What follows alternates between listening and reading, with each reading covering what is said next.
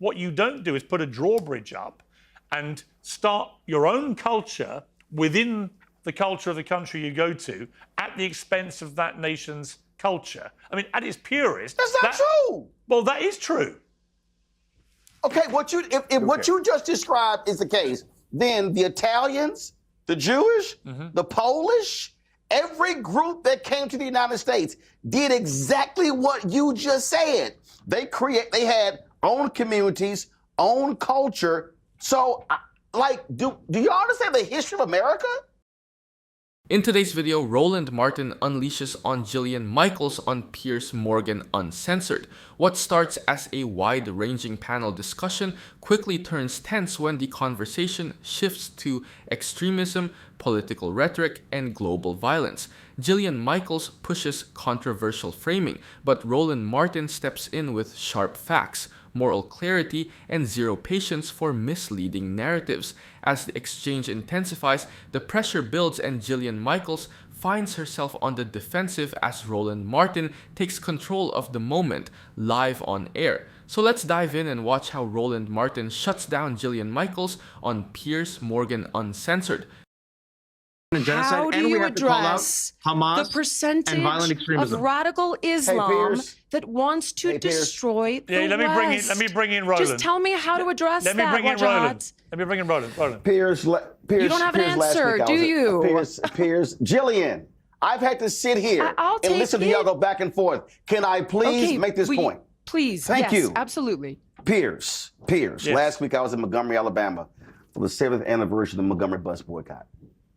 And there is a National Memorial for Peace and Justice and Legacy Museum there that documents, that commemorates the documented 4,400 lynchings in this country. And there were more that took place. As an African American, when I understand what it means when you have a people who have a bullseye on their back, who are being targeted, I understand that. And so it is absolutely shameful that you cannot be at a Hanukkah celebration and it gets interrupted by mass violence because of two evil individuals. But I'm saying two evil individuals for a reason. Because under the legitimate FBI leadership of Christopher Wray, they said that the greatest threat in America is white domestic terrorism.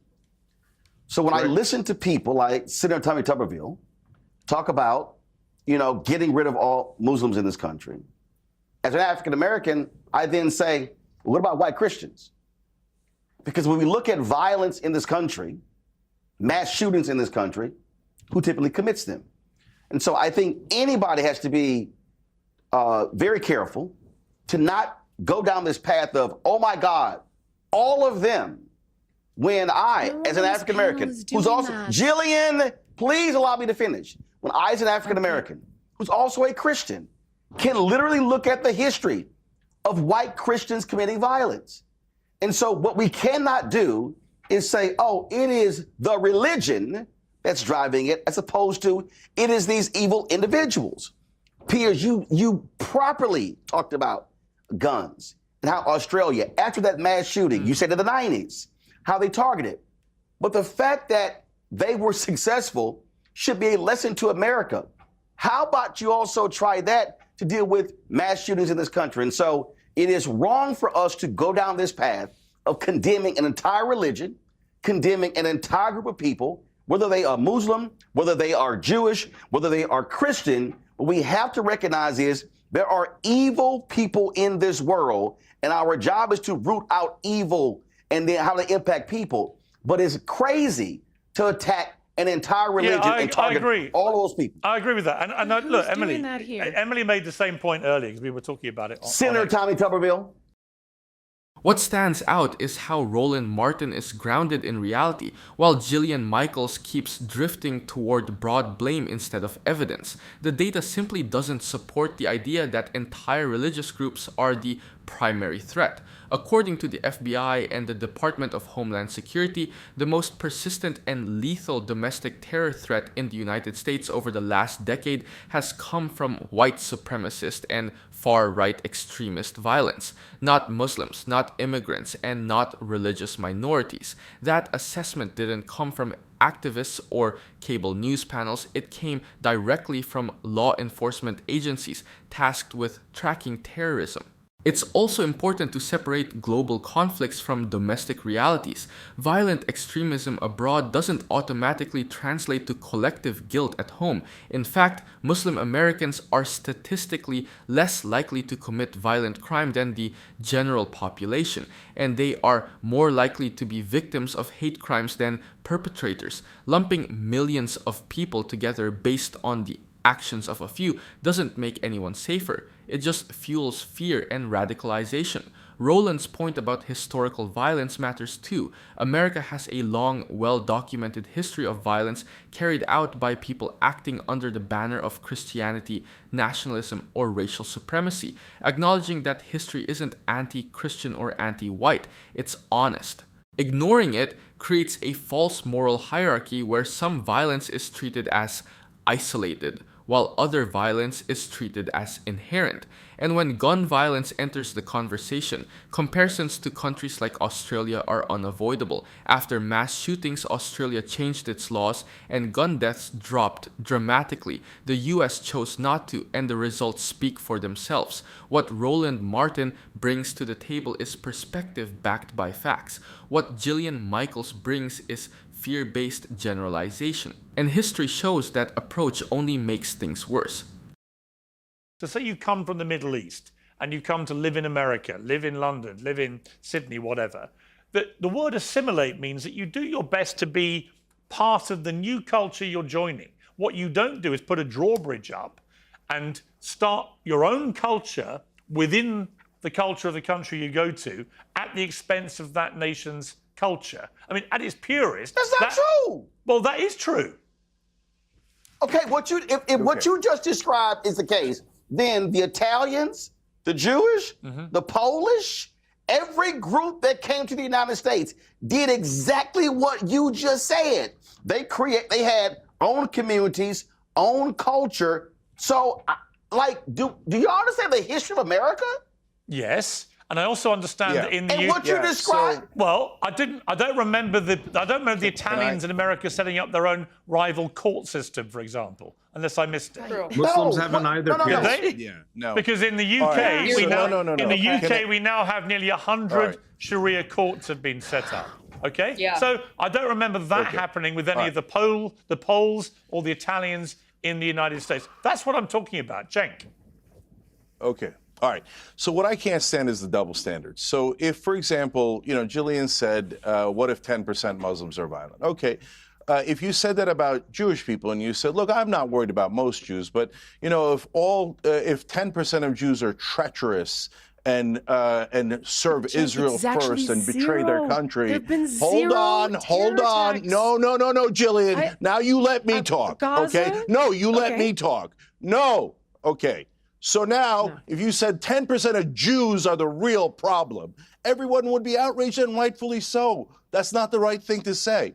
But people say it blithely about Muslims, like we don't count, and it's no big deal to discriminate against us. Now let's talk about immigration. You fill out forms. If some idiot fills out a form and says, I'm for ISIS, I'm for Muslim extremism, and you don't want to let him into the country, of course you don't let him into the country. But now we're talking about Muslims at large. Wait, that's a totally different thing. By the way, are we doing the same thing for Israelis? Are we having them fill it? Hold on. Are we asking them to fill out a form? Are you against murdering 20,000 Palestinian kids? And if they say, no, I am for it, and I like what Israel did, are we banning them because they're sick, violent extremists who don't mind the murder of 20,000 children? No, of course not. In fact, when you look at the forms right now, what we're asking in entering our country is, what are your views about Israel? Who gives a damn what their views about Israel are when they're coming to America? Why are we asking about a different country? What I care most about is American sovereignty. Now, Roland is right. Muslims come here, Jews come here, Italians, etc. We all assimilate to some degree. I love the Pittsburgh Steelers. My favorite food is subs, etc. And I'm sure that's true of Jews, Christians, everyone, right? What's clear in this is that Piers Morgan's idea of assimilation leans heavily on fear rather than history or facts. The United States and frankly most Western democracies were never built on the idea that newcomers erase their identities to earn acceptance. Sociologists have documented for decades that immigrant communities naturally cluster, preserve language, religion, and customs, and still integrate economically and civically over time. That's not a failure of assimilation. It's literally how America has always worked. The claim about parallel legal systems is also wildly overstated. So-called Sharia councils in the UK don't replace national law. They function more like voluntary mediation, similar to Jewish Beth Din courts or Christian arbitration panels that have existed for decades. None of them override criminal law or state authority, and courts have repeatedly affirmed that. Presenting them as rival governments is scare rhetoric, not reality. Cenk Uyghur's pushback on double standards matters because it exposes how casually suspicion gets assigned to Muslims in ways that would be unthinkable for other groups. Statistically, Muslim immigrants in the US are more likely to support democratic norms and less likely to commit violent crime than the native-born population. Meanwhile, the majority of extremist violence in the US comes from far-right and white nationalist actors, a point consistently reinforced by DHS and FBI assessments. Roland Martin's framing also reflects a basic constitutional truth. Beliefs alone are not crimes. Immigration screening already filters for known extremist ties, and expanding that into ideological loyalty tests undermines free expression and due process. History shows where that leads, from Red Scares to Japanese internment. What Roland Martin and Cenk Uygur are really defending isn't any one group, but the principle that democracy survives by judging individuals by actions, not by religion or identity. Once you abandon that, the definition of un-American becomes dangerously flexible. But we also keep a part of our culture. And if we said to, again, Jewish people, like we're saying to Muslims, how dare you not assimilate? What's with the silly hat and the stupid little things and the things coming out of your pockets? Why don't you assimilate? The real problem is the Jews. And they're too, hold on.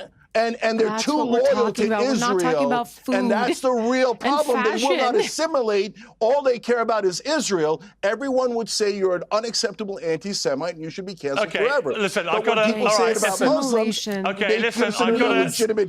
wrap the debate. But what I would say, though, is there should be lines that we can all agree to draw. One is if you chant global intifada, everybody knows what that means. There have been 2 intifadas in the last 30-odd years, and they were both extremely violent. So when people call for that and chant about it... How about the violence of the occupation? Okay. They are uprising against a brutal fascist occupation for 58 brutal terrorist years. But you never talk about the Israeli violence in the same way. When Israelis get together, I've regularly criticized occupy the Palestinians, enslave them, I've regularly criticized it. I've regularly criticized it, but when you allow... That's not the debate we have in America. When you allow, as Australia and England have done, to allow mass demonstrations, pro-Palestinian, where people chant global intifada or death to the IDF or wave the Hamas insignia, that to me all crosses a line. That's an incitement to violence. Can we be like the Israeli Australian Jewish community? The line. Wait, can I just say this to end on a positive note? Yeah.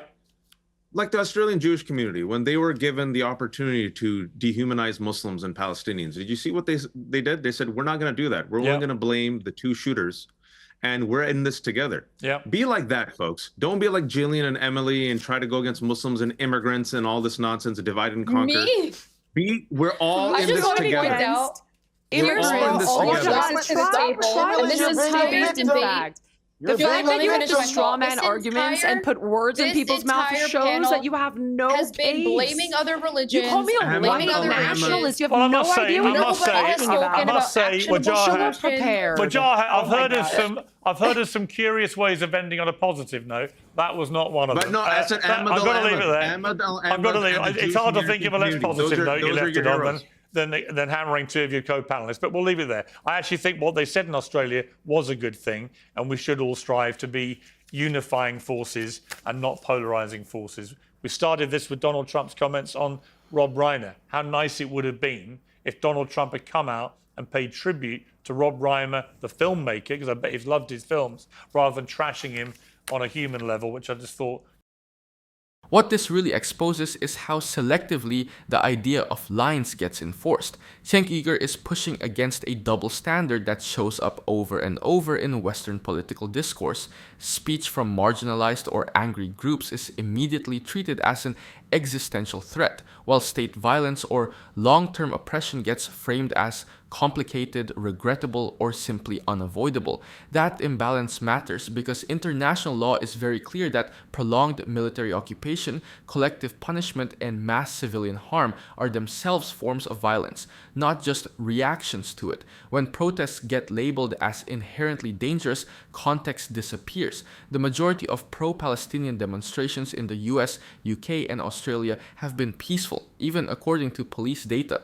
Meanwhile, hate crimes against Muslims and Jews spike whenever these conflicts flare up, which suggests the real danger isn't speech alone, but how fear is amplified by political leaders and media framing. Blanket bans or moral panic don't reduce extremism, they usually deepen it. The assimilation argument also keeps resurfacing in ways that ignore history. Every immigrant group accused of being too loyal or not integrating eventually becomes proof that the accusation was never true to begin with. Irish Catholics, Jews, Japanese Americans, and Italians all went through this cycle. Muslims are simply the latest target. Loyalty tests, whether cultural or ideological, have never made society safer. They've just narrowed who gets treated as fully human. Ying's underlying point holds up. Condemning violence should be consistent. If slogans are going to be policed, then state actions that kill thousands of civilians deserve at least equal scrutiny. Otherwise, drawing lines becomes a rhetorical tool, not a moral one. What actually reduces polarization isn't silencing anger, but addressing why it exists in the first place. Unity doesn't come from demanding obedience. It comes from equal standards, equal empathy, and an honest accounting of power. Pause. Are you getting tired of getting half the story from biased news sources? One outlet says one thing, and another says the complete opposite. How are you supposed to know what's actually true? That's where ground news comes in. It lets you compare how different media outlets, left, right, and center are covering the same story. So you can see the full picture instead of just the echo chamber. And here's the best part. Click the link in the description and get 40% off the Vantage tier, which gives you even deeper insights into media bias and political trends. Stay informed, think for yourself, and check out ground news in the description down below.